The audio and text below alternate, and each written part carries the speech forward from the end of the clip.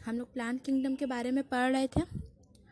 तो plant kingdom में हम लोग जानते हैं 5 डिफरेंट ग्रुप्स हैं। ठीक है, कभी कभी फंजाई को भी, जो आप लोग पहले पढ़ चुकी हैं, उसको भी इस ग्रुप में लिया जाता है, लेकिन ज़्यादातर साइंटिस्ट के हिसाब से इसमें 5 ही ग्रुप है। हम लोग पांचों ग्रुप के बारे में इंडिविजुअली पढ़ेंगे, इनके बारे में अच्छे से स्टडी करेंगे। सबसे पहले हम लोग पढ़ेंगे एल्गी के बारे में। ये सबसे प्रिमिटिव टाइप ऑफ प्लांट है। फोटो में देख के समझ में आ रहा होगा, ये ग्रीन कलर का है, बहुत छोटा छोटा यूनिसेल्यूलर है और एक साथ कॉलोनी फॉर्म में बहुत सारे रहते हैं। अच्छा, तो एल्गी कहाँ कहाँ पाया जाता है और इसका स्ट्रक्चर कैसा होता है? दीज आर सिंपल, एकदम सिंपल रहते हैं। थैलोइड मतलब इनका कोई पर्टिकुलर शेप नहीं होता है, थैलस रहता है। किसी चीज़ का भी पर्टिकुलर शेप नहीं हो तो उसको थैलस कहते हैं। तो ये थैलोइड है। फिर ये ऑटोट्रॉफिक है क्योंकि ये ग्रीन कलर का है, इसमें क्लोरोफिल पिगमेंट प्रेजेंट है। ये अपने से फोटोसिंथेसिस कर सकता है, तो अपना खाना अपने से बना सकता है, इसीलिए ये ऑटोट्रॉफिक है। फिर ये एक्वाटिक है, ज़्यादातर प्लांट में पाया जाता है। कोई कोई सा टेरेस्ट्रियल भी होता है, लेकिन पानी के आसपास ही पाया जाता है। या तो फ्रेश वाटर हो सकता है जैसे पॉन्ड वगैरह, या तो मरीन, ओशन, सी, ये सब में, और या तो गीली मिट्टी, गीली लकड़ी, ये सब पे पाया जाता है। कभी कभी ये फंगस के साथ एक एसोसिएशन में भी पाया जाता है, जिसको लाइकेन कहते हैं, जो हम लोग पहले भी पढ़ चुके हैं। और यहाँ एक फ़ोटो में अजीब सा दिखाया है, देखो एक स्लॉथ के ऊपर एक बेयर है, एक टाइप का स्लॉथ के ऊपर ग्रीन ग्रीन एल्गी पाया जाता है। ठीक है, ये जो कोई नुकसान नहीं पहुंचाता है, एक सिम्बायोटिक रिलेशन यानी कि म्यूचुअल बेनिफिट रिलेशनशिप में रहता है। अच्छा, एल्गी हम लोग भी देख सकते हैं, जो बॉटल या दूसरी जगह पे ग्रीन ग्रीन कलर का, बहुत दिन से पानी जमते जमते ग्रीन ग्रीन कलर का उग जाता है ना, वो होता है एल्गी। और पॉन्ड वगैरह में भी देखेंगे, तालाब वगैरह में ऊपर एक परत जम जाती है ग्रीन कलर की, बहुत दिन से सफाई नहीं होने पे, वो भी एल्गी है। गंदा कोई भी पॉन्ड आसपास में देखोगे, राजा बाजार वगैरह में बहुत है, उसके ऊपर देखोगे ग्रीन ग्रीन परत लगी हुई है, वो एक्चुअल में एल्गी है। उसको उठा करके अगर हम लोग माइक्रोस्कोप के नीचे दिखेंगे तो यही सब स्ट्रक्चर दिखाई देगा। ठीक है, पहले से तुम लोग नाम सुनी ही होगी क्लैमाइडोमोनास का। ऐसा प्लांट जो चल सकता है, उसमें क्लैमाइडोमोनास, वॉल्वक्स, स्पायरोगायरा, यूलोथेरिक्स, ये सब का नाम आता है। ये सब का स्ट्रक्चर देखो, ग्रीन ग्रीन कलर का जो अंदर में नज़र आ रहा है, एक्चुअली एक ट्रांसपेरेंट शीट है येलो के ऊपर, जिसको जेलेटिनस शीट कहते हैं। ठीक है, उसके अंदर ग्रीन ग्रीन कलर का जो एक्चुअली क्लोरोप्लास्ट है वो, क्योंकि क्लोरोप्लास्ट के अंदर क्लोरोफिल होता है। ठीक है, अच्छा, ये बहुत तरह से रहते हैं, बहुत फॉर्म में, बहुत साइज, बहुत शेप के रहते हैं। ठीक है, जो यूनिसेलुलर है वो देख पा रही हो, क्लैमाइडोमोनास है। कॉलोनी फॉर्म में जो है वो वॉल्वक्स है, बहुत सारे एक जगह पे रहता है। और फिलामेंट यानी लंबा लंबा धागे जैसा जो है वो यूलोथेरिक्स और स्पायरोगायरा है। ठीक है, स्पायरोगायरा की एक खासियत है, इसका जो क्लोरोप्लास्ट है वो इस तरह से जिग जैग फॉर्म में पाया जाता है। और इसमें एक एक सेल, जो रेक्टेंगुलर सेल दिखाई दे रहा है लंबा लंबा, वो एक एक सेल में एक या कभी कभी 2 न्यूक्लियस भी पाया जाता है, क्योंकि एक सेल है तो सेल के अंदर न्यूक्लियस तो होगा ही, तो इसमें एक या कभी कभी 2 न्यूक्लियस पाया जाता है। अच्छा, एल्गी का स्ट्रक्चर के बाद एल्गी में रिप्रोडक्शन कैसे होता है?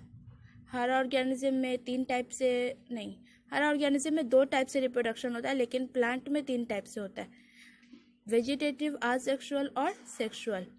तो वेजिटेटिव रिप्रोडक्शन हमेशा किसी प्लांट का कोई भी एक पार्ट अगर ग्रो कर जाए अपने से, तो उसको वेजिटेटिव रिप्रोडक्शन कहते हैं। वेजिटेटिव रिप्रोडक्शन बडिंग, फ्रैगमेंटेशन, ये सब से होता है। तो एल्गी में फ्रैगमेंटेशन के जरिए होता है, 2 फ्रैगमेंट्स अलग हो जाए, टूट जाए, और फिर हर एक एक फ्रैगमेंट न्यू एल्गी बनाए, तो उसको फ्रैगमेंटेशन कहते हैं। फिर असेक्सुअल रिप्रोडक्शन, स्पोर्स के जरिए होता है। वेजिटेटिव और आसेक्सुअल दोनों ही रिप्रोडक्शन में हम लोग जानते हैं कि दो प्लांट इन्वॉल्व नहीं रहते हैं, एक सिंगल पेरेंट एक न्यू ऑर्गेनिज्म को प्रोड्यूस करता है। तो आसेक्सुअल रिप्रोडक्शन में एक सिंगल पेरेंट एक स्पोर पैदा करता है। उस स्पोर को जू स्पोर्स भी कह सकते हैं क्योंकि वो चल फिर सकता है, वो फ्लैजिलेटेड होता है, उसमें फ्लैजिला होता है जिसकी मदद से वो चल फिर सकता है, इसीलिए उसको जू स्पोर कहते हैं। तो जू स्पोर के जरिए रिप्रोडक्शन होता है और न्यू एल्गी फॉर्म होता है। थर्ड है सेक्सुअल रिप्रोडक्शन। सेक्सुअल रिप्रोडक्शन सभी एल्गी में अप्रॉक्सीमेटली पाया जाता है।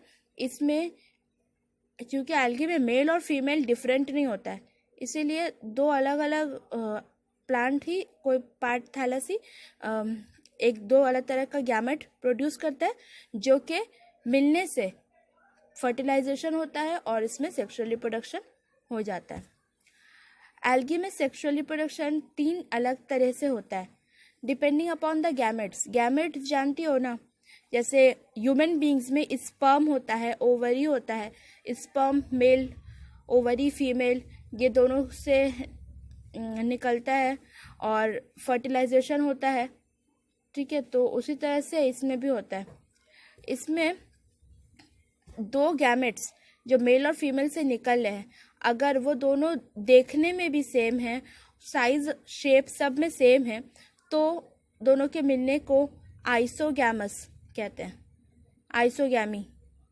आइसोगैमी या आइसोगैमस गैमेट कहते हैं। ठीक है, अगर दोनों फ्लैजिला बेयर कर रहा है तो दोनों बेयर करेगा, अगर फ्लैजिला नहीं है तो दोनों में नहीं होगा। ठीक है, जैसे कि फ्लैजिला दोनों में होता है तो यूलोथेरिक्स में का इसका एग्जाम्पल है। एनाइसोगैमी मतलब मेल और फीमेल दोनों देखने में अलग हो सकता है, मतलब शेप अलग हो सकता है, लेकिन फ्लैजिला दोनों में होता है। और ऊगैमी मतलब एग, फर्टिलाइजेशन के लिए जो एग बनता है वो बड़ा होता है और स्पर्म जो होता है वो छोटा होता है। एग मोटाइल नहीं होता, यानी चल फिर नहीं सकता, और स्पर्म जो है वो मोटाइल होता है क्योंकि उसमें फ्लैजिला होता है। तो स्पर्म जो है वो स्विम करके फ्लैजिला की मदद से एग तक जाता है और फर्टिलाइजेशन करता है। इस तरह से इसमें रिप्रोडक्शन हो पाता है। अब एल्गी हम लोग क्यों पढ़ते हैं, उसके बारे में जानना क्यों ज़रूरी है, क्योंकि एल्गी इकोलॉजिकली और इकोनॉमिकली दोनों ही हम लोगों के लिए, ह्यूमन बींग्स के लिए बहुत इम्पॉर्टेंट है।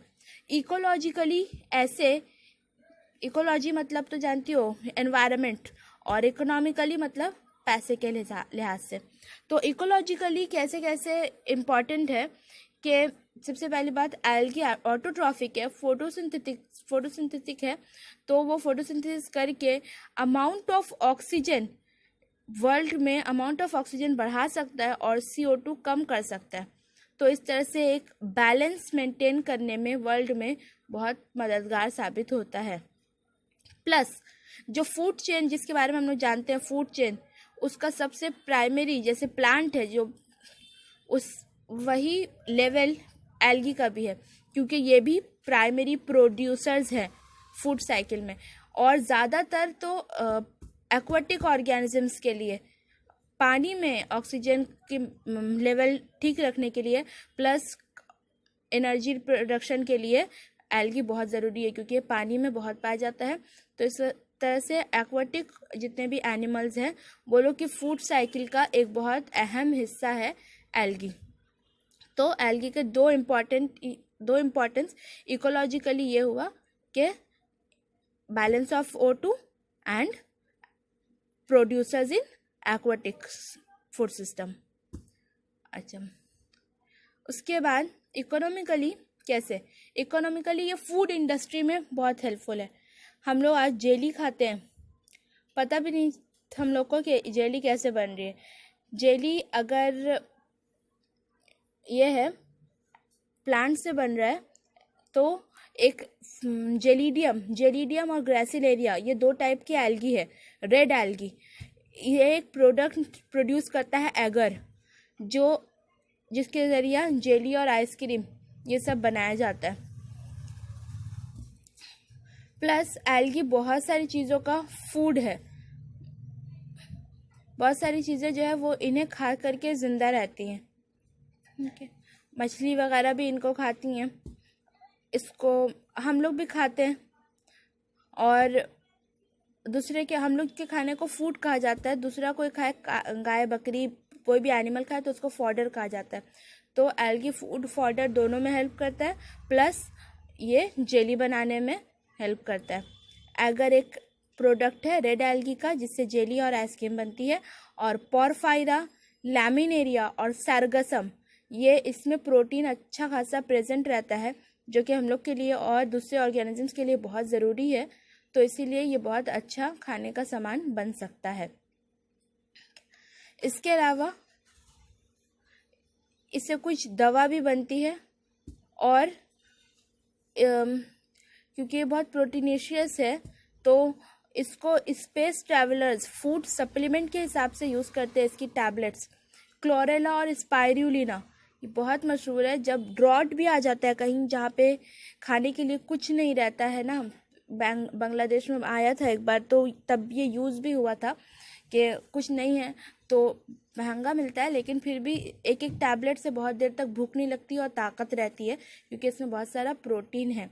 तो इसको स्पेस ट्रैवलर्स जो बाहर जाके खाना नहीं खा सकते क्योंकि वो वहाँ पे वो लोग को एनर्जी की ज़रूरत पड़ेगी, पर खाना बनाना और ये वो सब पॉसिबल नहीं है, रॉकेट में कहाँ पे ये सब कुछ करते रहेंगे, तो वो लोग ये स्पाइरुलिना टैबलेट्स लेकर के ज़िंदा रहते हैं।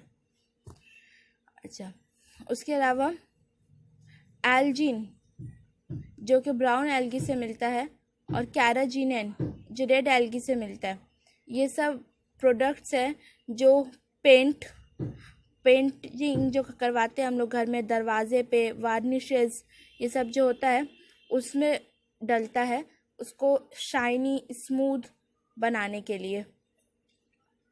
एल्जिन और कैराजीनेन दिस आर यूज्ड कमर्शियली, इनको यूज़ किया जाता है। जो नेल पेंट वगैरह भी लगाते हैं ना, उसको भी, नेल पॉलिश लगाती हो तुम लोग, हाँ, उसको भी शाइन करवाने के लिए ये सब डाला जाता है।